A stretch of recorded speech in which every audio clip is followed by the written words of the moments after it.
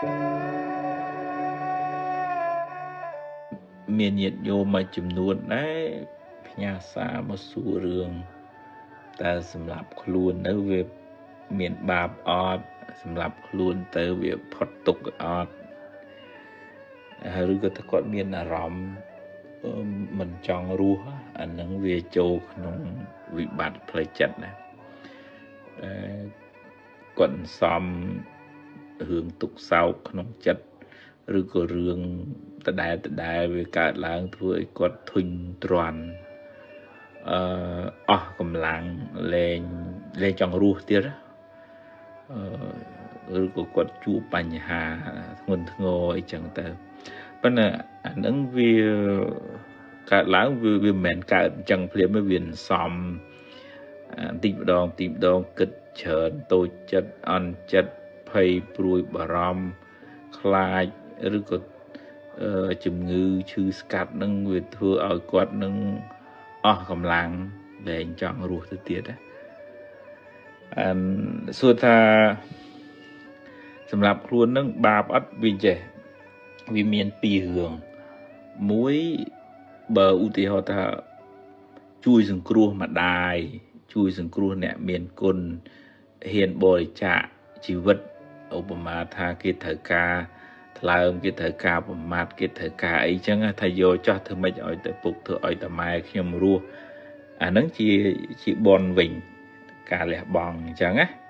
ប៉ុន្តែការលះបង់ដោយខឹងដោយធុញទ្រាន់នេះអានេះវាជារឿងអកុសលសម្រាប់ខ្លួននឹងមានទោសបើនៅក្នុងវិន័យព្រះអង្គមិនឲ្យភិក្ខុសម្រាប់ខ្លួនទេភិក្ខុណាសម្រាប់ខ្លួនត្រូវអាបត្តិដែលត្រូវបាត់នឹងមួយហើយរឿងមួយទៀតរឿងទោមនស្សផ្លូវចិត្តមិនសបាយចិត្តធុញទ្រាន់ហ្នឹងជាលក្ខណៈនៃទោសៈចិត្តប៉ុន្តែនិយាយអញ្ចឹងមិនអាចទាញចិត្តឲ្យអ្នកដែលមានបំណងចង់សម្រាប់ខ្លួននឹងមកវិញបានទេវាត្រូវការផ្សំគុំជួយគ្នាទាំងអស់ទាំងឧទាហរណ៍ថាអ្នកជុំវិញខ្លួនជាប្តីប្រពន្ធជាបងប្អូនសមាជិកគ្រួសារមិត្តភ័ក្តិហ្នឹងតើជួយជុំចែងកុំបន្តិចបង្អាក់ស្ដីបន្ទោសថាឲ្យវាជន់លើជន់ណាគាត់មានវិបត្តិក្នុងចិត្តរបស់គាត់ហើយយើងអត់យល់គាត់យើងថាស្ដីឲ្យទៅទៀតគឺតែដុនដាបហើយជួនកាលមនុស្សហ្នឹងមិននិយាយមិនស្ដីរៀងមកទៅមើលស្ងាត់ស្ងៀមអញ្ចឹងទៅពេលខ្លះយើងគិតថាវាខ្ជិលវាអីអញ្ចឹងទៅវិញទៅណាចឹងផ្នែកមួយនៃការព្យាបាលគឺមនុស្សជុំវិញខ្លួនហ្នឹងជាកម្លាំងចិត្តសំខាន់ណាទី2រឿងថ្នាំព្យាបាលបើមានវិបត្តិផ្លូវចិត្តនឹងធ្ងន់កុំលាក់កុំបាំងកុំខ្លាចគេថាយើងចែងចុះជួបលោកគ្រូពេទ្យជំនាញដើម្បីឲ្យគាត់ជួយស្វែងយល់ហើយនឹងអាចប្រើប្រាស់ថ្នាំជួយសម្រួលអារម្មណ៍ឲ្យបានគេងគ្រប់គ្រាន់មានកម្លាំងកំហែងញ៉ាំឲ្យបានទៅហើយនឹងដើរហើយអញ្ចឹងដូររបៀបរស់នៅជួនកាលជំងឺនោះវាធ្វើឲ្យយើងធ្មើកមិនចង់ងើបមិនចង់ដើរមិនចង់ចេញខ្ជិលហ្មងអានោះតើយើងយកឈ្នះវាកុំបដោយតាមវាទាញឲ្យយើងនៅកន្លែងស្ងាត់កន្លែងងងឹតម្នាក់ឯងសោកសៅសោកសង្រេងអញ្ចឹងទៅហើយវាជន់យើងអាហ្នឹងអញ្ចឹងដូរអីយ៉ាប័តរស់នៅចេញទៅធ្វើការស្រោចដំណាំស្រោចតំណោចដើរហាត់ប្រាណធ្វើនេះធ្វើនោះកុំឲ្យវាស្លង់ទៅក្នុងអារម្មណ៍ហ្នឹងហើយភាសាងាយយល់ហើយនឹងការអប់រំផ្នែកស្មារតីតាមរយៈការធ្វើសមាធិការស្ដាប់ធម៌ការត្រេះរិះពិចារណាឧបមាថារឿងរ៉ាវក្នុងជីវិតហ្នឹងវាមានរឿងល្អខ្លះមិនល្អខ្លះណារឿងល្អយើងទទួលយើងចាត់ទុកថាជាផលបុណ្យណាហើយរឿងណាមិនល្អជួបហើយទៅមុខទៀតណាមិនអោបមិនរែកពុនរឿងទាំងអស់នឹងទុកក្នុងចិត្តទេពីព្រោះបើយើងអោបយើងរែកពុនទៅ រឿងហ្នឹងវាជាសកត់យើងធ្ងន់ទៅធ្ងន់ទៅធ្ងន់ទៅកើតធ្ងន់ទៅពីព្រោះចិត្តនេះដោយន័យថាសន្សំសន្តានដូចយើងសន្សំលុយក្នុងធនាគារអញ្ចឹងតែយើងសន្សំច្រើនវាបានលុយច្រើនបើយើងខ្ចីច្រើនវាយើងជពាក់គេច្រើនហើយយ៉ាងណាចិត្តហ្នឹងបើវាសន្សំអីវាច្រើនអាហ្នឹងវាសន្សំទុកសោកទុយចិត្តអន់ចិត្តបាក់ចិត្តអីហ្នឹងវាកើនអាហ្នឹងកើនសេចក្តីទុកហើយប៉ុន្តែបើយើងរៀនដូរមកថាយើងនឹករឿងណានាំឲ្យរីករាយជួបអ្នកណានាំឲ្យសប្បាយចិត្តធ្វើកិច្ចការងារអីធ្វើឲ្យចិត្តហ្នឹងវាស្រស់ឡើងវិញណាអាហ្នឹងផឹងសំផ្នែកខាងហ្នឹងទៅ account ខាងល្អហ្នឹងទៅខាង account ខាងអាក្រក់ខ្ចីគេនោះកុំសូវខ្ចីពេកទេអញ្ចឹងសំចិត្តស្រស់ស្រាយរីករាយដូចថាលវាងណាកុំស្ទុះអានឹងឲ្យច្រើនទៅតិចម្ដងទើបយើងអាចឈ្នះវាបានសមត្ថភាពអប់រំផ្លូវចិត្តនេះជួយទប់មួយផ្នែកធំដែរដូចថាយើងមិនអោបទុកទេវាដូចថាហើយសង្ខារធម៌កើតរលត់ទាំងរឿងល្អរឿងអាក្រក់អញ្ចឹងរឿងល្អកើតហើយរលត់ទៅរឿងអាក្រក់កើតហើយរលត់ទៅហើយទៅមុខទៀតទៅជួបរឿងខាងមុខទៀតអញ្ចឹងវាសំពីងសំពងរឿងអតីតផងភ័យរឿងអនាគតផងអាបច្ចុប្បន្នដោះស្រាយវល់វាធ្ងន់ទៅអញ្ចឹងអាត្មាសរុបមកវិញថាការសម្រាប់ខ្លួននោះសួរថាមានបាបទេវាបាបត្រង់ទូមនុស្សហ្នឹងហ្មងវាមិនស្រស់មិនថ្លាដល់នៅក្នុងធម៌តកណាចុតិចិត្តហ្នឹងវាទូមនុស្សទោសៈវាអត់ល្អឯងកតិឬក៏បដិសន្ធិក្នុងជាតិទៅមុខហ្នឹងគឺចុះក្រោមឯងតកណាពេលមុននឹងស្លាប់ហ្នឹងទូមនុស្សផ្លូវចិត្តហ្នឹងអាហ្នឹងគាត់តែឆ្លើយមួយម៉ាត់ចោលអញ្ចឹងទៅចាស់ប៉ុន្តែរបៀបជួយសង្គ្រោះខ្លួនឯងអាត្មាថាកុំឲ្យលាក់និយាយប្រាប់មិត្តភ័ក្តិបងប្អូនណាជិតស្និទ្ធដែលអាចឲ្យគាត់ជួយឲ្យយោបល់បានកុំគិតថាអញមិនប្រាប់ណាអញខ្លាចអត់អីកុំអ្នកណាក៏មានវិបត្តិផ្លូវចិត្តរៀងខ្លួនតិចច្រើនតាមកម្លាំងសមត្ថភាពផ្លូវចិត្តគ្រប់រៀងខ្លួនតែចឹងប្រាប់បើថាបើធ្ងន់ធ្ងរត្រូវជួបពិគ្រោះជាមួយលោកគ្រូពេទ្យកុំខ្លាចគេថាយើងឈួតអីអានឹងរឿងសុខភាពយើងតាចាត់ទុកថាវាជាជំងឺគុណពវៀនដាសាយឬក៏គុណឈាមចឹងទៅវិញទៅព្រោះអ្នកណាពុទ្ធលោកថាគ្មានអ្នកណាក្នុងលោកនេះដែលថាគ្មានជំងឺផ្លូវចិត្តហ្នឹងអត់មានទេលើកលែងតែព្រះអរហន្តមួយដែលអត់មានជំងឺផ្លូវចិត្តក្រៅពីនឹងពុទ្ធជនទាំងលោកទាំងប្រសក់សិតតែមានជំងឺផ្លូវចិត្តដូចគ្នាគាត់តែតិចច្រើនតាមកម្លាំងនៃការអប់រំចិត្តប៉ុណ្ណឹងឯងនឹងបើទី2បើថាមិនធ្ងន់ធ្ងរត្រូវតែជួបពិគ្រោះជាមួយលោកគ្រូពេទ្យហើយនឹងទី3រៀនធ្វើសមាធិរៀនស្ដាប់ធម៌ស្វែងយល់អំពីការពិតនៃជីវិតមិនអោបកសោបសេចក្តីទុក្ខនឹងក្នុងចិត្តនឹងយូរឯងរៀនដូចថារៀនដោះលែងខ្លួនឯងឲ្យផុតពីសេចក្តីទុក្ខអានឹងយើងអាចជួយខ្លួនឯងបាន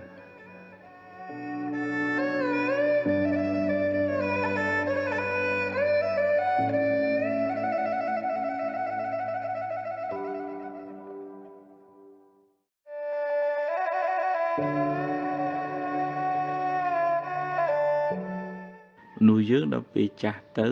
វាទ្រុឌទ្រោមរាងកាយខាងក្រៅហើយវាធ្វើឲ្យផ្លូវចិត្តហ្នឹងក៏ខ្សោយវាអាចទៅជាខ្សោយស្មារតីឆាប់ខឹងងងែកងក់ដែលខ្មែរយើងចូលចិត្តនិយាយទៅចាស់ទៅប្រែទៅជាក្មេងវិញហើយជួនកាលធ្វើអីគុំត្រូវចិត្តមួម៉ៅជេរបន្តិចរឿងតាអ្នកនៅក្បែរខ្លួនអ្នកដែលហត់ហ្នឹងច្រើនតែត្រូវមាត់ជាងគេកូនចៅវាតកតងនឹងរឿង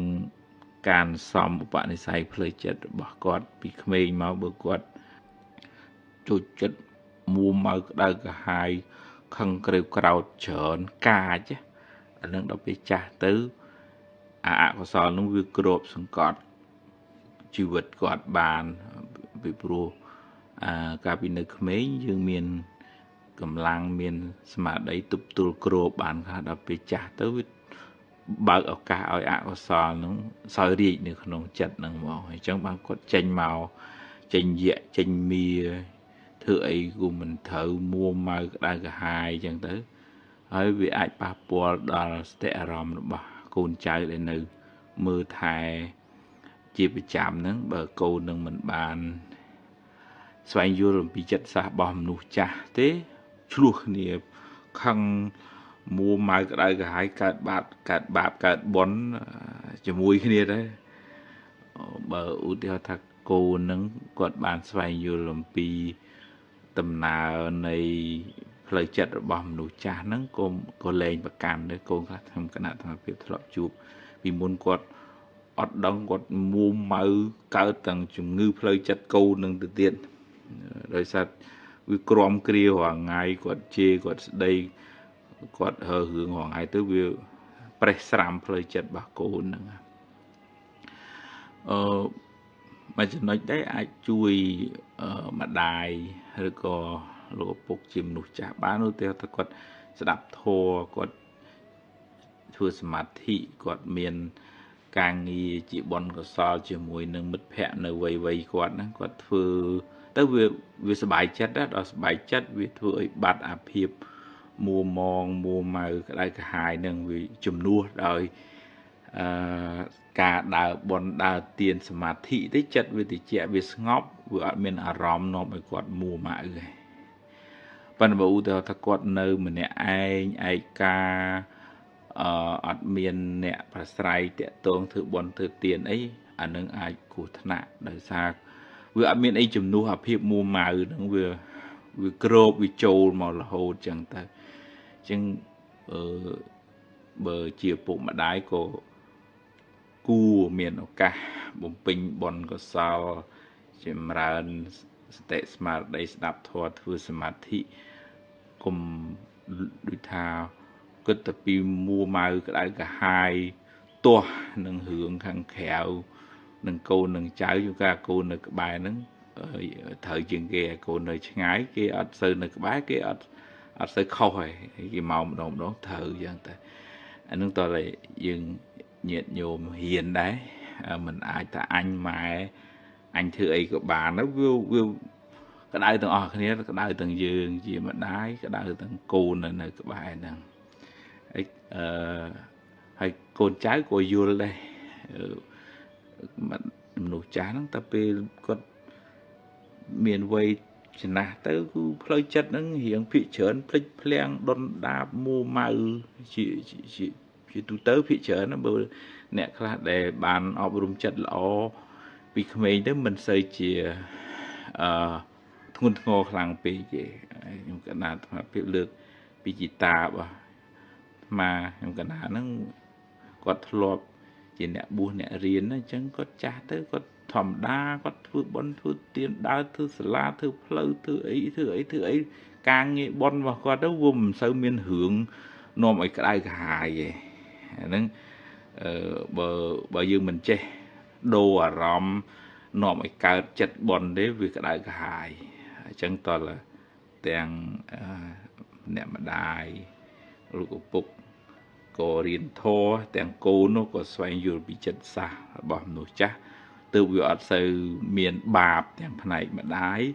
ទាំងកូននឹងបំរើដោយសេចក្តីស្រឡាញ់អានឹងក៏បានបុណ្យច្រើន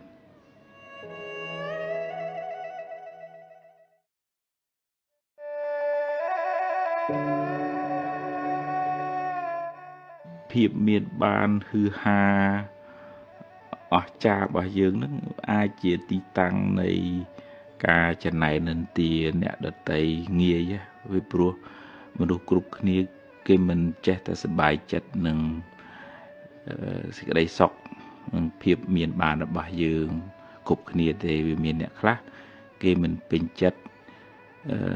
ហើយដោយសារអកុសលដែលមាននៅក្នុងចិត្តគេនឹងធ្វើឲ្យគេទាស់ចិត្តអ្វីដែលយើងមានហ្នឹង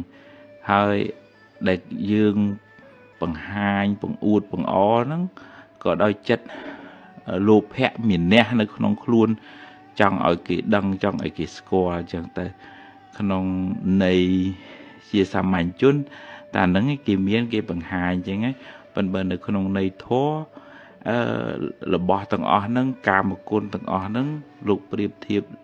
ដូចជាដុំសាច់ចឹងដែលក្អែកវាតាមចឹកស៊ីគ្រប់គ្នាចឹងទៅចឹងវានាំឲ្យមានរឿងនាំឲ្យកើតជាចំណែនឬក៏ពេលខ្លះបកាច់បខូចពលឹះធ្វើឲ្យបង្អាប់បង្អោនកិត្តិយសអ្នកដតីអីចឹងទៅទៀតក៏មានដែរចឹងក្នុងការបង្ហាញទ្រព្យរបស់ហ្នឹងក៏ប្រយ័ត្នប្រយែងដែរពីព្រោះវាជាអាវុធមុខពីរវាអាចធ្វើឲ្យគេសប្បាយចិត្តជាមួយក៏មានវាអាចធ្វើឲ្យគេចំណែននិន្ទាខឹងហ្នឹងក៏មានហើយយើងក៏បង្កើតទម្លាប់មួយទម្លាប់បង្អួតបង្អមានចិត្តលោភៈជាប់ជំពាក់នឹងឲ្យគេដឹងអញ្ចឹងបានជានៅក្នុងធម៌លោកទាញឲ្យយើងចេះដូចថាប្រើប្រាស់ទ្រព្យរបស់ដែលមានហ្នឹងឲ្យបានជាប្រយោជន៍សម្រាប់អ្នកដទៃជាបុណ្យកុសលសម្រាប់ខ្លួនយើងដូចជាអនាថបិណ្ឌកសេដ្ឋីនាងវិសាខាជាសេដ្ឋីមែនប៉ុន្តែលោកបានធ្វើអំពើជាប្រយោជន៍ដល់សង្គមជាតិរបស់លោកសម័យនោះនិងសង្គមសាសនាមានវត្តអារាមប្រសង់និងកិច្ចការងារធម្មទានអីផ្សេងទៅទៀតដោយទ្រព្យសម្បត្តិដែលលោកមានរហូតដល់ព្រះបាទធម្មមាសោកដែលលោកគិតថាអញជាស្ដេចផែនដីប៉ុន្តែ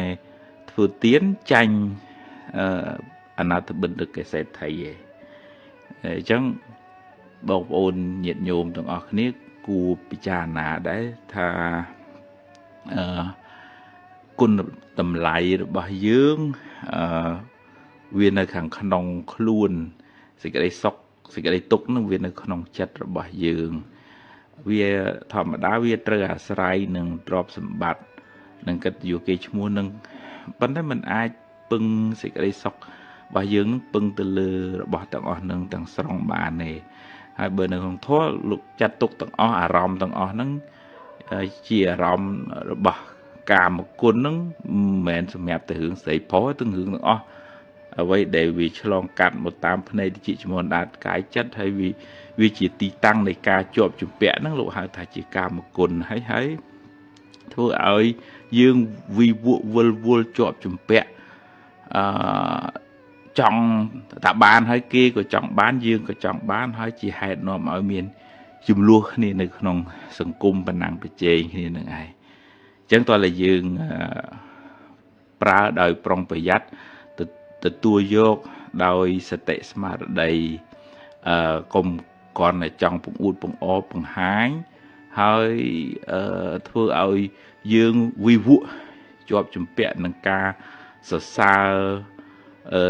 លើកជើងហើយអាចជាទីតាំងនៃការចំណែននិន្ទានៃអ្នកដទៃអញ្ចឹងយើងប្រើប្រាស់ទ្រព្យសម្បត្តិរបស់របរហ្នឹងដើម្បីឲ្យបានជាប្រយោជន៍ដល់ខ្លួនយើងផងគ្រួសារផងសង្គមផងជាបុណ្យកុសលសម្រាប់ក្នុងជីវិតរបស់យើងក្នុងចិត្តរបស់យើងផងបើចំពោះជីវិតជាប្រសង់វិញព្រះអង្គឲ្យប្រយ័ត្នប្រយែងណារឿងប្រើប្រាស់របស់របរអីសពគ្រប់ទាំងអស់ឲ្យចេះពិចារណាឲ្យចេះថ្លឹងថ្លែងឲ្យចេះប្រើឲ្យល្មមប្រមាណហើយប្រាប់ទៀតថាប្រើនឹងមិនមែនដើម្បីពង្អួតបង្អបង្ហោះបង្ហើបង្ហាញសាច់ជូនអ្នកស្រុកអីទេនឹងនៅក្នុងបច្ចវេកនវិធីដែលព្រះអង្គសម្ដែងអញ្ចឹងយើងគួរសង្រួមកន្លែងហ្នឹងដើម្បីសង្រួមចិត្តរបស់យើងផងហើយដើម្បីឲ្យអ្នកដតីនឹងកុំឲ្យគ្នាកើតបាបដោយសាររបស់នឹងផងយើងរៀនប្រើទ្រព្យដែលជាបុណ្យរបស់យើងដោយសតិបញ្ញាស្មារតីប្រើទ្រព្យដែលជាបុណ្យចាស់ហ្នឹងបង្កើតបុណ្យថ្មីបន្តទៅទៀតជាអរិយទ្រព្យជាប់នៅក្នុងចិត្តជាប្រយោជន៍ទៅក្នុងអនាគតជាតិអនុមោទនា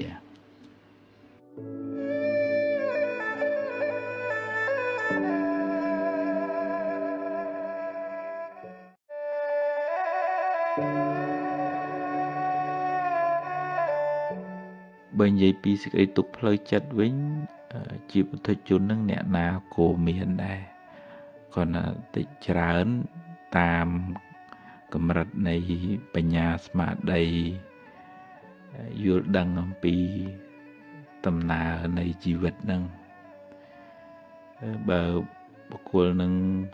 ច្រើនដោយអកុសលមួម៉ៅខឹងជាប់ជំពាក់លោភលន់ច្រើនអាហ្នឹងកើតទុកច្រើនហើយពីព្រោះអកុសលហ្នឹងវាជាថ្នាំពឹសវាជាមេរោគវាមករំខានផ្លូវចិត្តឲ្យយើងនឹងញាប់ញ័រឧទាហរណ៍ថាយើងចំណែនយើងកំណាញ់យើងស្អប់យើងគុំអានឹងដូចភ្លើងធូបនោះវាមកអុចវាមកអុចចិត្តយើងឈិតឲ្យយើងក្តៅអ្នកខ្លះរហូតដល់ដេកមិនលក់បក់មិនលហើយហូបបាយមិនឆ្ងាញ់ខ្វល់ខ្វាយដល់អញ្ចឹងវាអត់បានសុខទេការជាប់ជំពាក់ប្រាថ្នាហួសពីសមត្ថភាពហ្នឹងក៏នាំឲ្យកើតទុក្ខដែរឧបមាថាយើងរកបានប៉ុណ្ណឹងសមត្ថភាពយើងផឹងអស់ហើយបាន10000ហ្នឹងប៉ុន្តែវាលោភវាលន់វាកុហកកាហាយប្រៀបធៀបឃើញគេបាន1លានទៅវាដូចអត់លក់បដោយនិយាយអញ្ចឹងមិនមែនថាហាមឃាត់មិនឲ្យប្រឹងទេប្រឹងនៅតែប្រឹងប៉ុន្តែតើមានសន្តោសៈក្នុងធម៌ថាឲ្យចេះពេញចិត្តនឹងសមត្ថភាពដែលខ្លួនអាចរកបានប្រឹងនៅតែប្រឹងប៉ុន្តែខ្ញុំប្រឹងអស់ហើយសមត្ថភាពខ្ញុំប៉ុណ្ណឹងសប្បាយចិត្តនឹងអ្វីដែលខ្លួនរកបានហើយហ្នឹងបានវាស្រាលវាអត់កើតទុក្ខជួនកាលអ្នកខ្លះរកបានហើយនៅតែកើតទុក្ខអញ្ចឹងបើពុទ្ធព្រះអង្គចាត់ទុកថាយើងនៅក្រដដែលទេបើទោះជារកបានច្រើនពួកយើងវាខ្វល់វាខ្វាយវាពិបាកវាមួវាម៉ៅអញ្ចឹងការដែលចេះពយល់ខ្លួនឯងរកបានច្រើនចាត់ទុកថាបុណ្យយើងច្រើនយើងសប្បាយចិត្តនឹងអ្វីដែលយើងរកបានច្រើនហ្នឹងទៅហើយរកបានល្មមអានឹងខ្ញុំប្រឹងអស់សមត្ថភាពហើយអស់ពីសមត្ថភាពខ្ញុំប៉ុណ្ណឹងអញ្ចឹងសប្បាយចិត្តតែបុណ្យខ្ញុំសំពីខ្ញុំមានប៉ុណ្ណឹងមកបើរកបានតិចអានឹងនៅតែប្រឹងនៅតែតស៊ូអញ្ចឹងដើម្បីជីវភាពប៉ុន្តែត្រូវកំណត់ដឹងថាមនុស្សវាមានវាសនាផ្សេងគ្នាมันអាចទៅដេកចំណែនគេចំណែនបងចំណែនប្អូនអ្នកខ្លះដូចគ្រួសារគេផ្សេងបងប្អូនគេផ្សេងគេរកស៊ីបានមានឯងវាអន់ជាងគេដេកក្តៅក្រហាយចំណែនគេរករឿងម៉ែរករឿងឪអីចឹងតែក៏មានដែរអញ្ចឹងអកុសលហ្នឹងវាមកអុចយើងមិនឲ្យយើងបានសុខទេតែកាលណាយើងមានអកុសលនឹងច្រើនអាហ្នឹងកើតទុកច្រើនហើយអញ្ចឹងវាតតែយើងព្យាយាមចម្រើននៅធាតុល្អនៅក្នុងចិត្តឧទាហរណ៍ថាការចេះចែកម្លែកតិចច្រើនក៏ដោយមានតិចចែកតាមតិចមានច្រើនចែកតាមច្រើនទឹកចិត្តមេត្តាហ្នឹងវាដូចជាទឹកសន្សើមឬក៏ការប្រោះព្រំផ្កាប្រោះព្រំដើមឈើនឹងឲ្យវាស្រស់ចឹងទឹកចិត្តល្អបន្តិចហ្នឹងក៏ដោយការនិយាយដោយចិត្តមេត្តាការជួយពយល់ឲ្យគេបានសុខបង្ហាញផ្លូវឲ្យគេបានចម្រើនសេចក្តីល្អតាមវាចាហ្នឹងវាសប្បាយចិត្តឃើញគេសុខឃើញគេល្អទៅចិត្តហ្នឹងមានសមាធិយល់ត្រូវមិនទៅប្រកាន់ចំណែនគុំគួនស្អប់គេអីទេអប់រំចិត្តខ្លួនឯងហ្នឹងឲ្យស្ថិតនៅក្នុងកុសលធម៌ស្ថិតនៅក្នុងសមាធិទៅនឹកឃើញថាហ្នឹងហើយជីវិតហ្នឹងវាមានហេតុវាមានផលហើយយើងប្រឹងប្រែងបានប៉ុណ្ណាផលវាបានប៉ុណ្ណឹងដែរវាអត់អាចយើងធ្វើស្រែ1ហិកតាតែប្រអង្គុយចង់បានផល20តោនវាអត់បានទេអញ្ចឹងហ្នឹងឯងមានសមាធិជឿលើហេតុផលហ្នឹងអញ្ចឹងវាអត់កើតទុកថាមិនអញ្ចឹងឯអត់ទេសមាធិអង្គធម៌បានដល់បញ្ញាសំដៅទៅលើបញ្ញាហ្នឹងឯង ដឹងថាអូអ្វីវាសិតតែមានហេតុអ្វីកើតឡើងមិនមែនអត់ហេតុទេអញ្ចឹងវាមានហេតុគ្រប់គ្រាន់ហើយរឿងល្អក្តីរឿងអាក្រក់ក្តីសុទ្ធតែមានហេតុរបស់វានៅពីក្រោយហើយអញ្ចឹងពេលជួបរឿងល្អមិនជួពេកទេកំណត់ដឹងថាអូអានឹងជាផលបុណ្យជាផលនៃការព្យាយាមរបស់យើងបើរឿងមិនល្អកើតឡើងហ្នឹងហើយកំណត់ដឹងហ្មងក្នុងអភិធម្មនិយាយថាអកុសលវិបាកឃើញរូបមិនល្អស្ដាប់ឮសំឡេងមិនពីរោះគេជេរគេនិយាយដើមអេចអូចអីចឹងទៅជាអកុសលវិបាកហ្មងអាហ្នឹងគឺសច្ចធម៌ជាផលនៃបាបចឹងហ្មងចឹងវាអត់ទៅកើតទុកទូមនោះនឹងរឿងនឹងពេកទេពីព្រោះកំណត់ដឹងថាវាមានហេតុវាមានអកុសលណាមួយវាដែលយើងធ្លាប់ធ្វើមកវានាំឲ្យកើតទៅជាអកុសលវិបាកផលនៃបាបហ្នឹងផលនៃបាបដែលយើងបានធ្វើហ្នឹងហើយអញ្ចឹងហើយក៏ហើយកំណត់ដឹងសង្ខារទាំងឡាយកើតហើយរលត់ទៅវិញគេនិយាយហើយចប់អាលុតឈឹងបាត់ហើយបើអ្នកដែលមានបញ្ញាគេមិនសូវយកពាក្យហ្នឹងមកអង្គុយកើតទុកក្តៅក្រហល់កាហាយមួយខែពីរខែទេគេកំណត់ដឹងថាអូអកុសលហ្នឹងកើតមកផ្លែតនិយាយចប់បាត់ហើយប៉ុន្តែអ្នកដែលខ្វះបញ្ញាហ្នឹងច្រើនតែកើតទុកដោយសាររឿងមិនល្អដែលកើតឡើងដោយសារមិនយល់អញ្ចឹងបាបចាស់ឲ្យផលផងខ្វះបញ្ញាបង្កើតបាបថ្មីអាមួម៉ៅអាចងគំនុំអាគុំគួនហ្នឹងអាហ្នឹងជាបាបថ្មីហើយអញ្ចឹងហ៊ានតម្លាក់អាហ្នឹងមានបញ្ញាសំនៅការយល់ដឹងពីដំណើរនៃធម្មជាតិអប់រំចិត្តរឿយទៅអាហ្នឹងបានយើងបន្ថយអាធាតុពុលនឹងមេរោគហ្នឹងហើយបន្ថែមធាតុល្អជាកុសលធម៌ហ្នឹងរឿយទៅមានខន្តីមានអត់ធន់មានបញ្ញាកំណត់ដឹងអំពីដំណើរនៃសង្ខារកើតរលត់មិនប្រកាន់មិនហួងហែងមានក៏ទទួលថាវាជាផលនៃបុណ្យទៅមិនវាត្រូវបាត់វាត្រូវបង់វិញគិតថាវាជាសង្ខារធម៌វាប្រែប្រួលអញ្ចឹងវាអត់ទៀងវាអត់ទាត់ទេអាហ្នឹងវាដូចឧបមាដូចថាជាគៀងវានៅប្រេងវាឆេះទៅវាអស់ប្រេងវារលត់ទៅព្រះអាទិត្យពេលល្ងាចក៏លិចទៅអាហ្នឹងសង្ខារនៅពេលមានហេតុបច្ច័យគ្រប់គ្រាន់បនមានយើងនៅមានជីវិតទ្រព្យយើងនៅរកបានដល់ពេលបនវាខ្សោយទៅរកវាបានតិចទៅពេលណាអស់បនទៅអារបស់ហ្នឹងក៏វាត្រូវខាតឡងចុងទៅហើយយើងតើរៀនទទួលស្គាល់ថាហ្នឹងឯងជីវិតវាអញ្ចឹងទើបយើងអាចសម្រួលផ្លូវចិត្តមិនឲ្យកើតទុក្ខខ្លាំងបានហើយបើយើងនៅតែមួម៉ៅក្តៅក្រហាយគុំគួនដូចថាជាប់ជំពាក់ហួងហែងប្រកាន់ថាស្អីត្រូវតែបានតាមអញចង់ហ្នឹងអាហ្នឹងកើតទុក្ខខ្លាំងហើយពីព្រោះស្អីហ្នឹងវាមិនអាចតាមចិត្តយើងចង់រហូតទេបើយើងខ្វះនៅបនខ្វះហេតុទៅវាអត់បានទេវាតមានហេតុគ្រប់គ្រាន់បានអនុមោទនា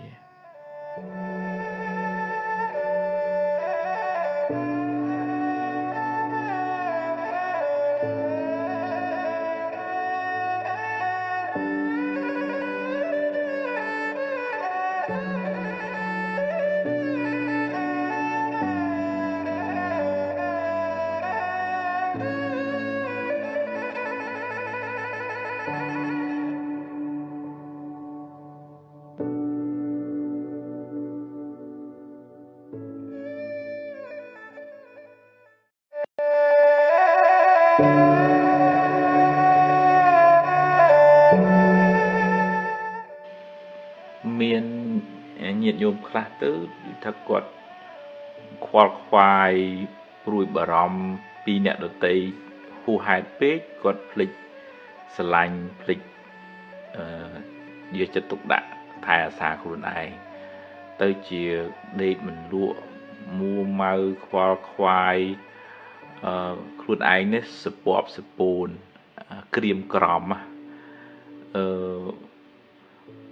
និយាយហ្នឹងមិនមែនន័យថាមិនខ្វល់ពីអ្នកដទៃអាណាងាប់អីងាប់ទៅទេមែនទេប៉ុន្តែ នៅក្នុងពុទ្ធសាសនាសម្ដែងពី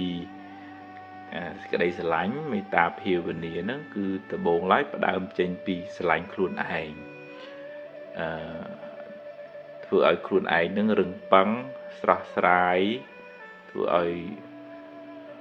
មានលំនឹងរឹងមាំហើយយើងជួយជ្រោងអ្នកដទៃឲ្យបានរឹងមាំដែរយើងផ្សាយសេចក្តីស្រឡាញ់នឹងឲ្យអ្នកដទៃយើងមានការឧបមានៅក្នុងធម៌លោកពាក្យថាអត្តាnăngឧបមាកាត់ថ្វាយកខ្លួនឯងជាឧបមាថាយើងចង់បានសុខយើងចង់បានការស្រឡាញ់រាប់អានគេគ្រប់គ្នាក៏ចង់បានសុខចង់បានការស្រឡាញ់រាប់អានអញ្ចឹងសូមឲ្យខ្ញុំបានសុខរួចផុតពីទុក្ខសូមឲ្យសពសត្វទាំងអស់បានសុខរួចផុតពីទុក្ខអញ្ចឹងយើងបានសុខទាំងអស់គ្នាប៉ុន្តែអាត្មាធ្លាប់ជួបកន្លងមកមានញាតិញោមខ្លះគាត់គិតទៅពីព្រួយបារម្ភហត់នឿយរឿងអ្នកដតីវល់បដោយចិត្តបដោយអារម្មណ៍ហ្នឹងទៅកាន់រឿងដតីនឹងច្រើនពេកហើយភ្លេចរក្សាចិត្តខ្លួនឯងឲ្យនៅក្នុងភាពតិចតិជុំកុសលធម៌វាទៅជារឿងព្រួយទៅរឿងព្រួយបារម្ភហួសហេតុអាហ្នឹងនៅក្នុងអកុសលរវើរវាយហើយអាហ្នឹងឯងដែលធ្វើឲ្យចិត្តរបស់យើងវាខ្ទេចខ្ទាំអញ្ចឹងត្រឡប់មកវិញថាយើងនៅតែមានសេចក្តីស្រឡាញ់មេត្តាករុណាហើយក៏មានសេចក្តីសប្បាយរីករាយនៅពេលដែលគេបានសុខហើយក៏ត្រូវមានឧបេក្ខាមួយទៀតថាมันអាចយើងមានសមត្ថភាពទៅជួយបុគ្គលនឹងបានគ្រប់គ្នាឬក៏យើងមិនអាចប្រកបថាអ្នកនឹងត្រូវតែអញ្ចឹងគួរត្រូវតែទៅតាមផ្លូវនេះតាមដែលយើងចង់ឯងវាអត់អាចទៅអញ្ចឹងតើមានបញ្ញាមួយកំណត់ដឹងថាសត្វលោកនឹងមានសម្ពាយកម្មរៀងខ្លួនយើងជួយដោយទឹកចិត្តមេត្តាករុណាប៉ុន្តែយើងមិនអាចទៅទទួលរងកម្មជំនួសគេបានទេអ្នកណាធ្វើកម្មអ្នកនោះទទួលយើងអត់អាចទៅជ្រៀតជ្រែករឿងកម្លាំងកម្មនឹងបានទេនៅក្នុងធម៌លោកសម្ដែងថាណដ្ឋិកម្មੰសមੰពលំកម្លាំងអ្វីស្មើនឹងកម្លាំងកម្មមិនមានទេជួនកាលយើងចង់ជួយបុគ្គលនឹងយើងផឹងប្រែងអស់ពីលទ្ធភាពប៉ុន្តែគាត់ដូចថាអត់មានបុណ្យនឹងត្រូវទទួលជំនួយនឹងខ្ញុំកណាថាភាពធ្លាប់ជួបអញ្ចឹងខំជួយខំណែខំនាំឲ្យទៅរោពេទ្យរោម៉ូដែលល្អដែលថ្លៃក៏អត់ចង់ហើយចុងក្រោយគ្រោះថ្នាក់ដល់គាត់វិញហើយអាហ្នឹងត្រូវមានឧបេក្ខាចិត្តហើយថាហ្នឹងសត្វលោកមានកម្មជារបស់ខ្លួនអញ្ចឹងយើងមិនអាចទៅបខំរឿងហ្នឹងឲ្យតាមចិត្តយើងបានគ្រប់រឿងបានទេអញ្ចឹងយើងអត់សូវធ្ងន់ទេពីព្រោះតើកាលណាយើងយកអារម្មណ៍អ្នកដតីដែលកំពុងកើតទុក្ខហ្នឹងមកទុកក្នុងចិត្តយើងកើតករុណាហ្នឹងត្រូវហើយក្នុងករុណានៅឃើញគេកើតទុក្ខពិបាកយើងមានចិត្តជួយសង្គ្រោះប៉ុន្តែវាអាចជាបច្ច័យនាំឲ្យកើតទោមនស្សទោសៈហើយអាទោសៈទោមនស្សហ្នឹងវាជាភ្លើងអុចយើងឈិតឲ្យយើងខ្វល់ខ្វាយមួម៉ៅពិបាកចិត្តហើយហ្នឹងទៅជានាំឲ្យយើងខ្វល់ទៅវិញអញ្ចឹងយើងជួយដោយករុណាប៉ុន្តែត្រូវតែមានបញ្ញាទៅជាមួយទប់ស្កាត់កុំឲ្យចិត្តហ្នឹងវាពុះកជ្រោលហើយបខំឲ្យរឿងហ្នឹងតាមចិត្តយើងបខំឲ្យគេហ្នឹងដូចយើងអាហ្នឹងมันអាចបខំបានទេអញ្ចឹងយើងរៀនព្រមហើយយើងនៅតែបន្តមេត្តាសេចក្តីស្រឡាញ់ការយកចិត្តទុកដាក់ការជួយសង្គ្រោះប៉ុន្តែធ្វើអមជាមួយនឹងឧបេក្ខាបញ្ញានឹងទៅជាមួយផងទើបយើងមិនខ្វល់ខ្វាយចិត្តហួសហេតុពេក